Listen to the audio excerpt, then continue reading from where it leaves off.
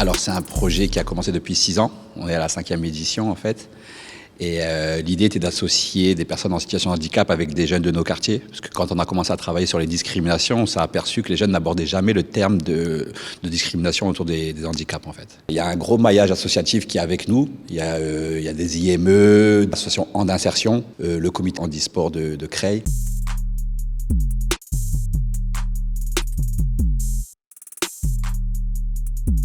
Alors c'est plus de 2 mois d'ateliers en fait, donc il y a plusieurs ateliers au niveau de la danse, le langage des signes, etc. Donc il y a plusieurs ateliers qui ont été créés pour monter un spectacle. Donc le spectacle c'était la finalité, mais c'est vraiment un projet qui dure sur 2 voire 3 mois en fait. On a mené des ateliers pendant 4 jours avec un groupe du CESAD et des jeunes du centre de loisirs de Nogent, qui pendant 4 jours, 2 heures par jour, se sont rencontrés, ont appris à se connaître et ont monté le petit spectacle qui était juste avant le nôtre. C'est le partage qui crée la danse et c'est ce qu'on leur inculque dans l'atelier.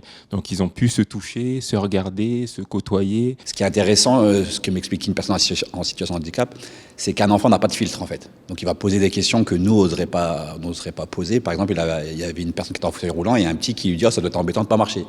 Donc nous, on était un petit peu gênés de la question. Et elle lui explique, bah non, regarde, je conduis, j'ai une vie quasiment comme tout le monde. La preuve, je fais de la danse. J'étais au centre aéré et ils m'ont proposé de faire une chorégraphie de personnes en situation de handicap.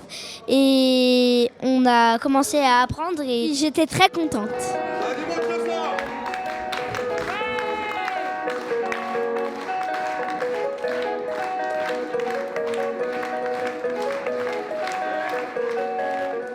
Nous sommes arrivés avec plusieurs chansons de comptines pour les maternelles.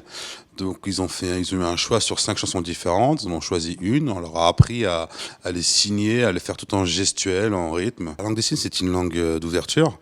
On est obligé de s'ouvrir à l'autre pour pouvoir communiquer avec une personne sourde ou pas. Et montrer aussi que le handicap n'a pas de limite, qu'on peut être une femme libre, indépendante. Et ça, c'est hyper important.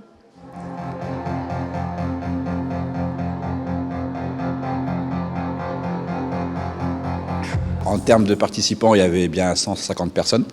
Mais dans le public, c'était complet, les 500 places sont parties. Je suis venue danser avec le centre de loisirs.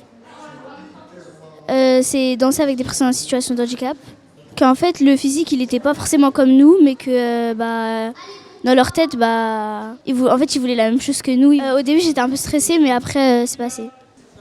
Moi, je suis très heureuse qu'elle ait participé à ce spectacle parce que c'est important de partager avec toutes les personnes, sans exception. Et c'est un magnifique projet et ça devrait être tellement naturel en fait.